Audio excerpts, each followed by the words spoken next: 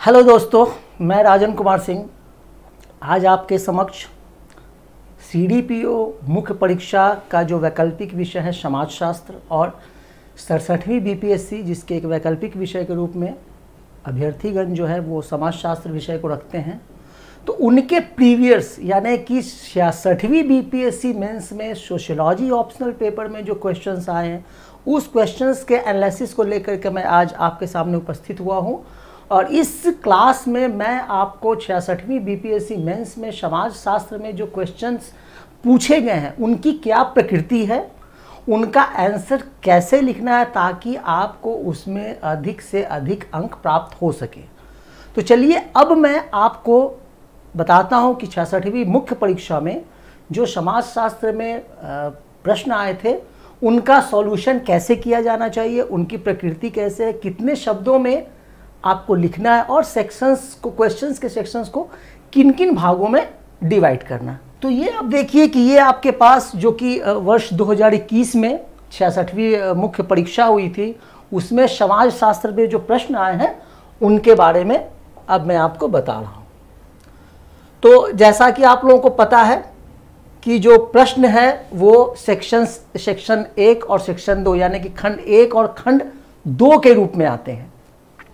तो यहाँ पे जो सबसे पहला है, मैंने अपने पिछले क्लास में आपको बताए थे कि कौन कौन से यूनिट्स सेक्शन 1 और सेक्शन 2 को मिला करके यूनिट्स कुल 24 होते हैं, लेकिन कौन से सेक्शंस आपके इम्पॉर्टेंट है और किसकी तैयारी आपके लिए बहुत ज़रूरी है, कौन से क्वेश्चन आप सॉल्व करेंगे तो उसका मार्क्स आपको अधिक से अधिक मिलेगा।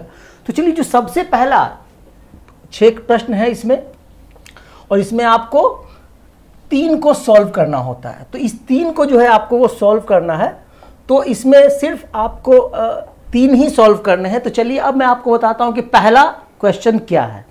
देखिए जो आपका सबसे पहला क्वेश्चन है वो है आपका यूनिट 1 से। मैंने पिछली क्लास में आपको बताया था कि यूनिट 1 बहुत इंपॉर्टेंट है। यूनिट 1 में कुल 3 सेक्शंस होते हैं। एक होता है ओरिजिन ऑफ सोशियोलॉजी, समाजशास्त्र की उत्पत्ति, समाजशास्त्र की प्रकृति, समाजशास्त्र का अध्ययन क्षेत्र और समाजशास्त्र का अन्य विषयों के साथ संबंध। दूसरा जो होता है वो आपका रिसर्च एंड मेथोडोलॉजी यानी कि सामाजिक शोध और प्रविधि से संबंधित होता है। और तीसरा आपका कुछ मैकाइवर वगैरह का जो थॉट है उसका है। तो उसी में से ये जो दूसरा आपका है वो है आपका रिसर्च डिज़ाइन। तो ये जो रिसर्च डिज़ाइन है तो इसी रिसर्च डिज़ाइन पे आपका जो है ये क्वेश्चन आया है कि ये रिसर्च डिज़ाइन है क्या, जिसको हिंदी में आप लोग अनुसंधान प्रारूप भी कह सकते हैं, शोध प्रारूप भी कह सकते हैं। तो यहाँ पे आप ये देखिए कि एक तो पहले उन्होंने पूछा कि रिसर्च डिज़ाइन क्या है, दूसरा ये पूछ रहे हैं कि रिसर्च डिज़ाइन में प्रयुक्त महत्वपूर्ण अवधारणाओं को ध्यान में रखते हुए एक निबंध लिखें, और तीसरा इन्होंने कहा है कि विभिन्न रिसर्च डिज़ाइनों के बारे में चर्चा करें। तो यानी ये कुल ये पूरा प्रश्न आपका 3 भागों में बटा हुआ है। आपके इसका जो अंक है वो है 50। तो जब आपको इसमें 50 में अधिक से अधिक मार्क्स लाने हैं तो सबसे पहले आपको करना होगा कि इनके पहले सेक्शंस को आपको बांटना होगा कि मुझे कितने शब्दों में कितनों को लिखना है। तो अगर ऐसे देखा जाए तो 500 शब्दों में, मैंने पिछली क्लास में आपको बताया था कि 500 शब्द में इसको आपको लिखना है। अब इनके 3 सेक्शन हो गए। तो पहला सेक्शन है, इसको आप 50 शब्दों में आराम से डिफाइन कर सकते हैं, शोध प्रारूप क्या है, और चाहे तो 1-2 थिंकर्स के वही का जो कोटेशंस है उनका दे सकते हैं।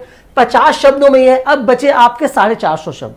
तो 450 शब्द में आप 225 में ये शब्दों को लिखेंगे और यही चीज इसमें करेंगे। तो सबसे पहले तो आपको उसमें कि ये डिफाइन आपको करना है, तो एक सेक्शन ये हो गया। दूसरे सेक्शन में इनके जो अवधारणा है यानी कि इनके लिए शोध प्रारूप किस किस ढंग से हम लोग यूज कर सकते हैं। शोध प्रारूप में जब आप इसमें पढ़िएगा तो इसमें प्राथमिक तथ्य होते हैं और द्वितीयक तथ्य होते हैं, वो भी होते हैं। फिर सहभागी अवलोकन होता है, सहभागी अवलोकन होता है। तो पूरे जो आपकी रिसर्च मैथोडोलॉजी है उस पर ये बेस्ड करता है। तो इसमें आपको रिसर्च डिज़ाइन और जो शोध प्रविधि है उसके विभिन्न प्रकारों के बारे में थोड़ा थोड़ा आपको 200 शब्दों में ही, अगर आपको 4 के बारे में लिखना है तो फिर उसको आप बांट लीजिए कि मुझे 50-50 शब्दों में उन बातों को बताना है। ये हो गया। और तीसरा चीज़ है कि रिसर्च डिज़ाइन, विभिन्न रिसर्च डिज़ाइन। तो आप जब शोध पढ़ेंगे तो एक अनुसंधात्मक होता है, एक विवरणात्मक शोध होता है और एक प्रयोगात्मक होता है। तो बस इन तीनों के बारे में आपको 200 वर्ड यानी कि लगभग आपको 70-75 में एक के बारे में आप लिख देंगे। तो ऐसी स्थिति में ये 500 शब्दों में आपका ये 50 या 3 भाग का जो क्वेश्चन है वो सॉल्व हो जाएगा। तो इसमें आपको अधिक से अधिक मार्क्स मिल जाएंगे। ये पहले क्वेश्चंस की मैंने बात की। फिर आप समझ लीजिए 50 शब्दों में आपको रिसर्च डिजाइन की डिफिनेशन देनी है, चाहे तो थिंकर्स का भी कोटेशन दे सकते हैं। दूसरा जो उनका महत्वपूर्ण अवधारणा है कि किन किन ढंग से हम लोग शोध प्रारूप तैयार कर सकते हैं वो, और तीसरा आपका जो रिसर्च डिजाइन है, तो मैंने बता दिया कि 3 तरह के शोध हैं, तो ऑब्वियसली 3 तरह के ही शोध प्रारूप ही होंगे। तो इसमें वही 3 जो है अनुसंधान वर्णनात्मक, विवरणात्मक और क्या कहते हैं प्रयोगात्मक, ये 3 चीजें इसमें आती है। चलिए अब हम लोग आगे की ओर बढ़ते हैं। आगे जब बढ़ते हैं तो ये भी संयोग से पहले ही सेक्शंस का पहले का जो दूसरा यूनिट मैंने आपको बताया था, समाज शास्त्र में पथ प्रदर्शन, यानी कि समाज शास्त्र में जो थिंकर लोग हुए हैं उनके बारे में ये बताना है। तो यहाँ पे ये बता रहे हैं सैद्धांतिक शुरुआतों और ऐतिहासिक समाज शास्त्र के चरणों को चिन्हित करने वाले विभिन्न अग्रणी समाजशास्त्रियों के योगदान की व्याख्या करें।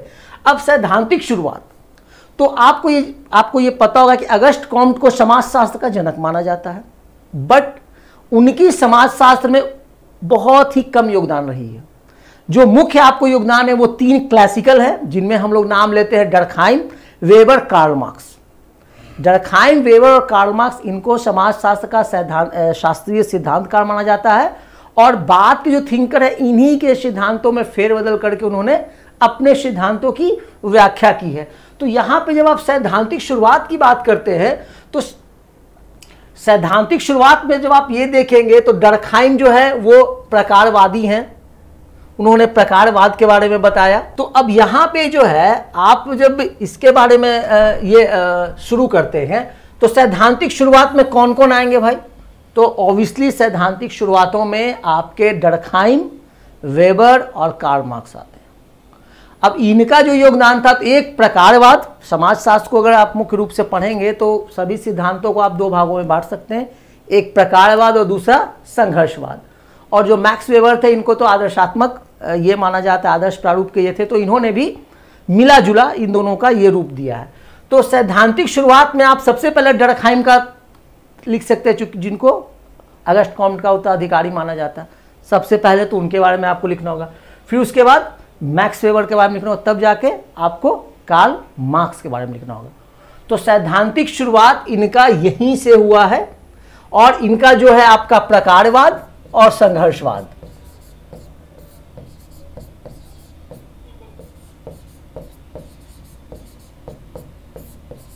जो कि बाद में कोई भी चीज आप पढ़ेंगे, परिवार पढ़ेंगे, जाति पढ़ेंगे, सामाजिक व्यवस्था पढ़ेंगे, तो आपको यही लिखने को मिलेगा। तो इसमें भी आपको क्लियर हो गया कि जब इसमें ये चीज है तो 3 समाजशास्त्रियों के बारे में लिखना है, तो तीनों को आप वही फिर 500 अंक की बात आएगी, तो आप 150 किसी को 150 में लिख सकते हैं, है ना, 150 और एक को 200 में, या ये कहिए कि 150 तीनों कर करके और 50 शब्द में आप जो है उसका कंक्लूजन दे सकते हैं। इसमें आपको मुख्य रूप से इन्हीं 3 थिंकरों के बारे में लिखना होगा। और अगर कुछ जोड़ते हैं, अगस्ट कॉम्ट को भी आप जोड़ सकते हैं, क्योंकि वो प्रत्यक्षवाद के थे, एक उनका ये भी था प्रत्यक्षवाद। तो मूल रूप से आप 4 थिंकर को इसमें जोड़ सकते हैं, 100 वर्ड में, 100 वर्ड में दे सकते हैं, और 25 से 50 वर्ड में आप कंक्लूजन भी लिख सकते हैं। तो 4 के बारे में आपको मुख्य रूप से लिखना है। नेक्स्ट जब हम लोग आते हैं, नेक्स्ट क्वेश्चन बहुत ही अजीबोगरीब है, या ये कहिए कि एक हद से ये बहुत आसान भी है और बहुत टफ भी है। इसमें बताया गया है कि दी गई अवधारणाओं, तो एक बात मैं आपको स्पष्ट रूप से बता देना चाहता हूं कि यहां पे जब आप अवधारणाओं की बात करते हैं तो ये अवधारणा जो है समाजशास्त्र का मुख्य आधार है। यानी कि जब आप सेक्शन 3 पढ़ेंगे, सामाजिक संगठन और सामाजिक संरचना, विवाह, जाति, ये तो ये प्रमुख है। तो ये इन चीजों में आपको जो है वो देखिए, यहां पे बताया गया कि निम्नलिखित में से सभी को जो है आपको वो 5 ये करने हैं। तो देखिए ये सिंपल सी बात है कि 5 है, समाजीकरण है, सामाजिक समूह है, स्थिति और भूमिका है, संस्कृति और व्यक्तित्व है, और अल्पसंख्यक समूह है। इसको एक विस्तृत निबंध लिखना है। ये बहुत सिंपल है, सबको 100 वर्ड्स में पैराग्राफ चेंज कर करके आप लिख सकते हैं। और ये याद रखिए कि अगर आप इसकी अपने मन से इसको अगर लिख रहे हैं, अपनी भाषा में लिख रहे हैं, तो कम से कम एक थिंकर जो समाजशास्त्री चिंतक हैं उनका एक कोटेशन अगर इसमें आप डालते हैं, 1 से 2 डालते हैं, तो ये आपका आंसर और बेहतर हो जाएगा। तो यहाँ पे इसमें कुछ बताने वाली बात नहीं, सबको समाजीकरण, सामाजिक समूह, स्थिति और भूमिका, संस्कृति और व्यक्तित्व और अल्पसंख्यक समूह, सब के बारे में 100 शब्दों में अच्छे ढंग से कोटेशंस को मिला करके, पहले तो शुरुआत आपको अपनी भाषा में करनी है, फिर बाद में किन समाजशास्त्रियों ने इनके बारे में क्या कहा है, ये कर करके आपको क्लियर कर देना है। चलिए हम लोग बढ़ते हैं अगले क्वेश्चंस की ओर। अब देखिए अगला क्वेश्चन जो है ये आपका सामाजिक स्तरीकरण यानी कि सोशल स्ट्रेटिफिकेशन यूनिट 4 से लिया गया है। अब ये कह रहा है कि सामाजिक स्तरीकरण को आप कैसे डिफाइन करते हैं। सामाजिक स्तरीकरण को आप कैसे डिफाइन करते हैं, तो ये तो भाई ये आपसे पूछ रहा है कि आप इसको कैसे डिफाइन करते हैं। तो सिंपल सी बात है, पहले अपने शब्दों में 10 से 20 शब्दों में अपने भाषा में इसको कीजिए, और बाद में इसका जो है वो जो थिंकर ने जो कहा है उसके बारे में आपको लिखना है, जिसमें कि आपके पार्सन्स का भी है, कार्ल मार्क्स का भी है, सबका है। और फिर उन्होंने कहा है कि सैद्धांतिक दृष्टिकोण, स्तरीकरण का सैद्धांतिक दृष्टिकोण, मैंने पिछले प्रश्न में आपको बताया कि समाजशास्त्र में कोई भी ये पढ़ेंगे आप, स्तरीकरण पढ़ें या नियंत्रण पढ़ें या कुछ भी पढ़ें, तो एक प्रकारवाद और एक संघर्षवाद, ये 2 चीज़ें बहुत ही महत्वपूर्ण है इसके हिसाब से। तो प्रकारवाद और संघर्षवाद। तो अब इसमें भी आपका 3 सेक्शंस हो गया, तो 50 शब्द में आप इसको डिफाइन कर दीजिए बहुत ही अच्छे ढंग से। और फिर आपके जो बचे 450, तो फिर 200 प्रकारवाद के लिए शब्द और 200 संघर्षवाद के लिए, बचे 50 शब्द। उस 50 शब्द में आप कंक्लूजन को लिख सकते हैं। याद रखिएगा, प्रकारवाद के जनक डर्कहाइम को माना जाता है और संघर्षवाद के जनक कार्ल मार्क्स के। लेकिन जब आप कंक्लूजन लिखेंगे तो दोनों को फिर मिलाना होगा कि आखिर ये हमारे लिए महत्वपूर्ण है या नहीं है। और ये हमेशा याद रखिएगा, कंक्लूजन जब भी आपका होना चाहिए वो पॉजिटिव वे में होना चाहिए, सकारात्मक होना चाहिए। तो इसके हिसाब से ये जो है आपका ये इस क्वेश्चंस का हो गया। नेक्स्ट में हम लोग आते हैं। नेक्स्ट जो है वो आपके परिवार से संबंधित है, जो कि आपका 5वां या 6ठा यूनिट में आता है। अब इसमें जो है ये रेफरेंस दे दिया है भारत में परिवार की बदलती हुई भूमिका। तो भारत में जो इन्होंने परिवार के बारे में जो भूमिका बताई है, तो यहाँ पे आपको जो है कि परिवार प्रणाली, तो सिंपल सी बात है कि इसमें अगर भारत के बारे में संदर्भ में दिया हुआ है, तो भारत में सबसे पहला जो परिवार का स्वरूप रहा है वो रहा है संयुक्त परिवार का, संयुक्त परिवार का। और दूसरा जो ये बदलती प्रकृति जो बोल रहे हैं, तो ये आप ऑब्वियसली जान रहे हैं कि एकाकी परिवार हो गया। तो सबसे पहले तो आपको इसमें भी अगर हम लोग देखेंगे तो इसमें भी 3 सेक्शन हो जा रहे हैं। एक तो भारत में परिवार, उसकी बदलती प्रकृति, परिवार की प्रणाली, और ये पॉलिन कोलेंडा द्वारा प्रस्तावित भारत में वर्गीकरण, परिवार के वर्गीकरण को उजागर करने के बारे में दिया हुआ। तो आपको सबसे पहले तो भारत में परिवार का स्वरूप क्या रहा है। भारतीय परिवार का तात्पर्य ही होता है संयुक्त परिवार। सबसे पहले तो आपको भारतीय परिवार के संदर्भ में संयुक्त परिवार की परिभाषा देनी है। इरावती कर्वे की परिभाषा इसमें सबसे बेहतर मानी जाती है। उसके बाद जो बदलती हुई प्रकृति है, तो बदलती हुई प्रकृति में कहीं ना कहीं औद्योगिकरण, नगरीकरण, ये बहुत बड़ी महत्वपूर्ण भूमिका इन्होंने निभाई, ये बहुत महत्वपूर्ण कारक है इसका। तो ये करते हुए फिर एकाकी प्रणाली पे आपको ये देना है। लेकिन यहाँ पे क्वेश्चन ट्विस्ट है कि भारतीय परिवार, जो कि कभी संयुक्त परिवार का पर्याय माना जाता था, आज एकाकी परिवार होने के बावजूद इसमें बहुत सारे गुण संयुक्त परिवार के भी नज़र आते हैं, जिसको अब मैं एक छोटे से एग्जाम्पल के द्वारा समझाना चाहता हूँ। भारत गांव का देश है। शहर में रहने वाले हर लोग किसी न किसी गांव से संबंधित हैं, उनके पूर्वज, उनके जो परिवार वाले हैं वो वहाँ मौजूद है। तो आप ये देखिएगा कि सामान्य जीवन में वो एकाकी परिवार ही जीवन व्यतीत करते हैं, लेकिन जब शादी विवाह का उत्सव होता है या फिर कोई फेस्टिवल आता है हमारे यहाँ, तो वे लोग अपने एकाकीपन को भूल करके वहाँ पे संयुक्त परिवार में जा करके संयुक्त परिवार के तरह ही व्यवहार करते हैं। तो भारतीय परिवार में ये तो सही बात है कि एकाकी परिवार में परिवर्तित हो रही है, लेकिन इसमें अभी भी संयुक्त परिवार के गुण मौजूद हैं।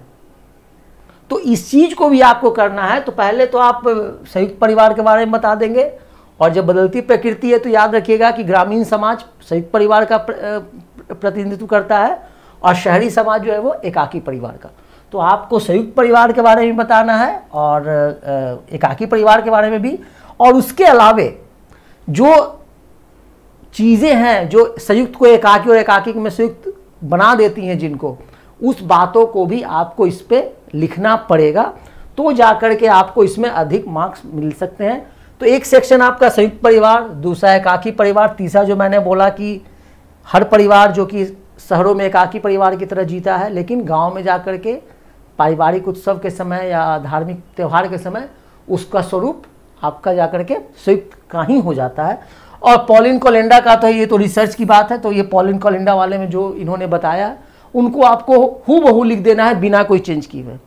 आप इस चीज़ को हमेशा याद रखिएगा कि अगर किसी थिंकर का कोई क्लासिफिकेशन आपको बताया जाता है तो आपको उसमें कोई भी अपने मन से चेंज नहीं करना है, वो उसी तरह से हूबहू स्टैटिक रूप में ही लिखना अधिक से अधिक श्रेयस्कर होगा।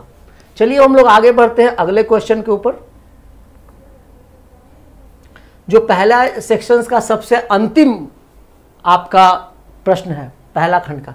विवाह एक सामाजिक ये है।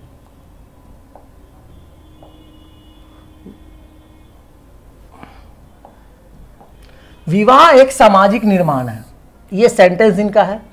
सांस्कृतिक मापदंड और अपेक्षाएं निर्धारित करती हैं कि विवाह क्या है और कौन विवाह कर सकता है।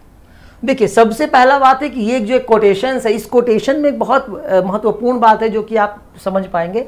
विवाह एक सामाजिक निर्माण है, यानी कि कहीं ना कहीं विवाह को हमारे यहाँ एक सामाजिक संबंध माना जाता है। व्यक्तिगत संबंध तो है ही, लेकिन मुख्य रूप से इसको सामाजिक संबंध के रूप में ये किया जाता है। तो सबसे पहला चीज सांस्कृतिक मानदंड और अपेक्षाएं। तो यानी कि विवाह क्या है, विवाह कौन कर सकता है। देखिए, सबसे बड़ी बात है। तो सबसे पहले अब इसमें भी जो है आपके 3 सेक्शंस आ रहे हैं। विवाह क्या है, विवाह कौन है, पहले मैं इन्हीं दोनों पे बात करूंगा। तो सबसे पहले आपको विवाह का एक परिभाषा देना होगा। विवाह जो है 2 विपरीत लिंगियों के मध्य एक सामाजिक संबंध है जिसमें धार्मिक और सामाजिक मान्यता दोनों जुड़ी हुई होती है। एक तो ये हो गया, इसमें आप चाहेंगे तो लूसी मेयर या और भी कोई थिंकर है, तो आप जो कोटेशन देंगे वो अच्छे थिंकर का देंगे जो कि रिनाउंड है। एक परिवार विवाह के बारे में जब आप पढ़ना शुरू करेंगे तो बहुत सारे थिंकर होंगे, सभी थिंकर इंपॉर्टेंट नहीं है। लूसी मेयर का बहुत अच्छा है, मैकआइवर एंड पेज का बहुत है, बेहतर है, तो इनके बारे में आप 1-2 दे सकते हैं। दूसरा, कौन विवाह कर सकता है, यानी कि विवाह करने की योग्यता। तो विवाह करने की योग्यता में कौन कर सकता है भाई? ऑब्वियसली जो इनके मापदंड है, सांस्कृतिक अपेक्षाएं तो क्या है। तो सबसे पहले हमारा समाज जो है, अगर हम हिंदू समाज की बात करते हैं तो विवाह एक अंतर्विवाही समूह है। एक व्यक्ति, एक जाति विशेष के लोग अपनी ही जाति में विवाह करते हैं। दूसरी तरह गोत्र बहिर्विवाह है, यानी कि एक व्यक्ति अपने गोत्र से बाहर शादी करेगा। एक सप्रवर नियम भी है, यानी कि अपने प्रवर के स्त्री पुरुष के बीच आपकी शादी नहीं हो सकती है। दूसरी चीज़ है कि बहुत से लोग जो है वो गांव बहिर्विवाह का नियम। तो इसमें आपको विवाह करने के लिए जो अलग अलग प्रावधान अलग अलग क्षेत्रों में दिए गए, सबके बारे में थोड़ा थोड़ा जिक्र करना है कि आप विवाह कहाँ कर सकते हैं। जैसे निकटाभिगमन है, रक्त संबंधियों से आप विवाह कर नहीं सकते। स्त्री पुरुष आपस में जो रक्त संबंधी है, भाई बहन है, चाहे वो चचेरे हो, फुफेरे हो, मौसेरे हो, ममेरे, उनमें नहीं हो सकता है। तो यहाँ पे विवाह कौन कर सकता है? तो इसमें जो विवाह से संबंधित जो निषेधाज्ञाएं आपको दी गई हैं उनके बारे में आपको अच्छे से लिखना है। ठीक है, 2 सेक्शन हो गया। अब तीसरा है ऑनर किलिंग। ऑनर किलिंग क्या है? बहुत ये अभी का उभरता हुआ बहुत ही बर्निंग इशू है। आप एक चीज़ देख लीजिए कि जब ये 2 सेक्शन में आप क्लियर कर देंगे तो तीसरा चीज़ अपने आप ही निकल के आ जाएगा। तो इसको मैं सेक्शन में करता हूं, तो इसमें भी आप ये 100 दे सकते हैं, 50 से 100 के बीच में आप विवाह क्या है के बारे में रखेंगे। और ये जो है वो आपका 200 के बीच में हो गया, और ये भी आपका ऑनर किलिंग 200 में हो गया, कुल 500 शब्दों में। अब देखिए ऑनर किलिंग क्या है। ऑनर किलिंग कहने का मतलब है जब कोई भी लड़का लड़की अपने समाज के बनाए हुए नियम कानून को तोड़ के विवाह करता है, यानी जिससे किसी परिवार की, चाहे लड़के के परिवार की हो या लड़की के परिवार की हो, अगर उनकी सामाजिक प्रतिष्ठा धूमिल होती है तो कहीं ना कहीं ये प्रतिष्ठा, ऑनर किलिंग का मतलब ही है प्रतिष्ठा का हत्या। तो ये ऑनर किलिंग कहाँ होता है? तो ये जो हमारे यहाँ जो सांस्कृतिक मापदंड हैं और अपेक्षाएं हैं कि हमें किनसे विवाह करना है, अगर हम इनके विरुद्ध में जाते हैं, इनके अगेंस्ट में जाते हैं, तब जाकर के ये एक ऑनर किलिंग की बात बन जाती है। तो आपको अगर ये लिखना है भारत के कुछ राज्यों में, तो आपको ये देखना होगा कि बहुत से गांव में गांव बहिर्विवाह का नियम, यानी कि एक गांव के स्त्री पुरुष लड़के लड़की आपस में भाई बहन माने जाते हैं, वो आपस विवाह नहीं करते हैं। कुछ जगहों में खाप पंचायतें हैं, मतलब जाति पंचायतें हैं। तो ये जो है वो बहुत ही डायनामिक है, और इसको जब तक इस प्रश्न का अगर आपको उत्तर अभी भी अगर आप लिखना चाहते हैं, तो रिसेंटली में जो घटनाएं घट रही हैं वर्तमान परिवेश में, जो अलग अलग राज्यों में, हर राज्य में ऑनर किलिंग का एक ही इशू नहीं होगा, वो अलग अलग इशू हो सकता है। कहीं पे गांव बहिर्विवाह के नियम को तोड़ा गया होगा, तो कहीं पे लोगों ने निकटाभिगमन, मतलब आपस में जो रक्त संबंधी भाई बहन उन्होंने विवाह कर लिया होगा, तो कहीं पे जाति के बाहर शादी की गई होगी, कभी अगड़ी जाति और अनुसूचित जनजातियों का मैटर होगा। तो इन सारे चीज़ों को आपको ध्यान में रख के जब इसका आप आंसर लिखेंगे, तो ही आपको जो है इसमें आपको अधिक से अधिक मार्क्स यानी कि अंक प्राप्त हो सकते हैं। ये पहले सेक्शंस के आपके 6 क्वेश्चंस थे। अब इंपॉर्टेंट बात ये है कि मैंने तो आपको ये सारे के सारे 6 प्रश्नों का उत्तर बताया, लेकिन इसमें सबसे ज़्यादा महत्वपूर्ण और सर्वाधिक अंकदायी प्रश्न कौन कौन से होंगे, जिनको करके लिख करके आप अधिक से अधिक मार्क्स ये कर सकते हैं।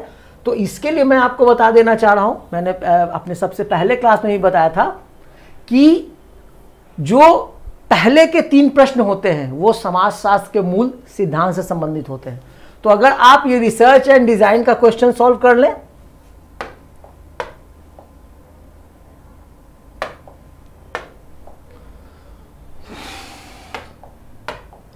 तो सबसे पहला तो आपका important question research and design का है। ये प्रश्न आपके लिए बहुत इंपॉर्टेंट, चूंकि ये समाजशास्त्र का आधार है। ऐसे तो सब्जेक्ट बहुत है, रिसर्च हर चीज़ में होती है, पीएचडी लोग हर चीज़ में करते हैं, लेकिन समाजशास्त्र में एक शोध प्रविधि नाम की एक अलग से शाखा ही बनी हुई है, एक अलग उसका सेक्शन से। जो लोग भी रिसर्च करते हैं उनको कोर्स वर्क में इनके बारे में जरूर पढ़ाया जाता है। तो ये आपका सबसे इंपॉर्टेंट क्वेश्चन में आ गया। दूसरा आपका सैद्धांतिक शुरुआत वाला क्वेश्चन हो गया नंबर 2, क्योंकि इसमें आपको थिंकर के बारे में पूछे जा रहे हैं। और तीसरा हो गया आपका इसमें जो बेसिक कॉन्सेप्ट जो है सबके बारे में वो है। तो यानी कि हमेशा प्रश्न नंबर 1, 2 और 3, क्योंकि मेंस में सेलेक्टिव पढ़ने की जरूरत होती है। मैं ये नहीं कह रहा हूँ कि आपको पूरे सिलेबस पे कमांड नहीं होना चाहिए, लेकिन पहले की जो 3 क्वेश्चन है ये आपको सर्वाधिक मार्क्स दिलवाएंगे, और ये स्कोरिंग मार्क्स है।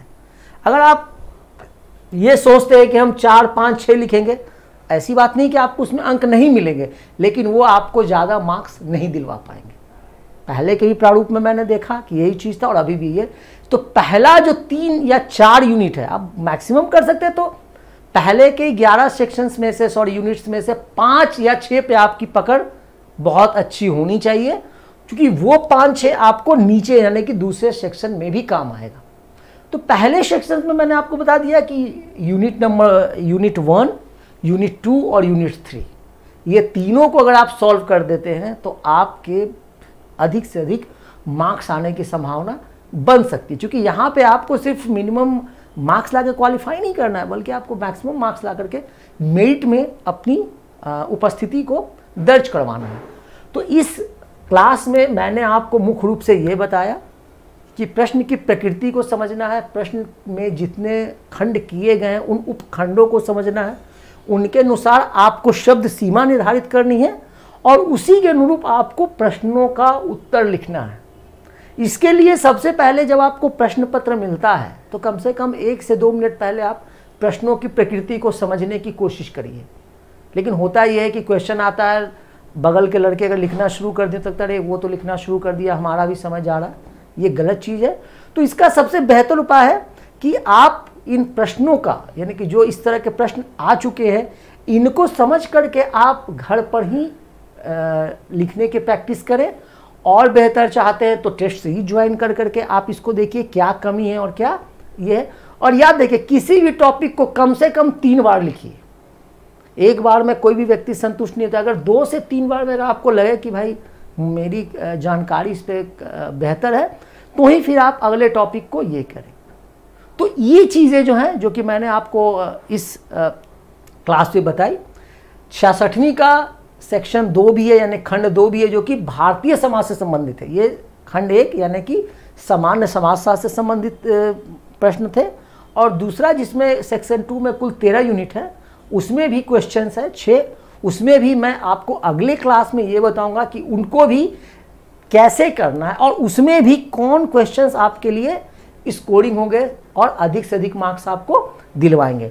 तो चलिए, मैं उम्मीद करता हूं कि मेरे इस क्लास से आप जो भी प्रतिभागी हैं, जो कि CDPO मेंस में जिन्होंने समाजशास्त्र सब्जेक्ट एज ऑप्शनल लिया है, या फिर 67वीं मेंस में जो सोशियोलॉजी पेपर को लेकर के लिखना चाहते हैं, वो इस क्लास के माध्यम से उन्हें बहुत कुछ चीज़ें समझ में आई होंगी। ये बात सही है कि प्रश्नों की प्रकृति पहले से बदली है, लेकिन ऐसी भी नहीं बदली है कि जिसको कि समझा ना सके और जिसके अनुरूप लिखा ना जा सके। लेकिन उसके लिए सबसे इम्पॉर्टेंट है कि आपकी उस टॉपिक पे पकड़ कैसी है। अगर उस टॉपिक पे आपकी पकड़ ऐसी है तो किसी भी तरह से क्वेश्चन को ट्विस्ट करेगा, किसी भी तरह उसमें डायनामिक सेक्शंस को डाले या फिर स्टैटिक को डाले, आप उसको करने के लिए सक्षम रहेंगे। और वो उसी 3 घंटे में आप 6 प्रश्नों का मतलब सीमित मात्रा में, सीमित समय में, सीमित शब्दों में आप उसका अच्छे से लिख करके उसको, और आप उसमें 180 प्लस, मैं तो कहता हूँ कि ये आप 180 से भी ज़्यादा, मतलब 200 से 225 के बीच में आप अंक ला सकते हैं, बशर्ते आपकी जो पकड़ है वो। दूसरी चीज़ है कि आपकी उस पर कॉन्सेप्ट, और तीसरा कि लिखने की प्रैक्टिस आपने किस ढंग से की है। ये सारी चीज़ें आपको आने वाले एग्जामिनेशन के लिए काफ़ी महत्वपूर्ण साबित हो सकती हैं। तो चलिए, आज मैं अपने इस कक्षा को यहीं समाप्त करता हूं। अगली कक्षा में मैं आपसे मिलूंगा और बताऊंगा 66वीं का जो सेकंड 2 का जो आपका प्रश्न है, उनको कैसे सॉल्व करना है। तब तक के लिए धन्यवाद।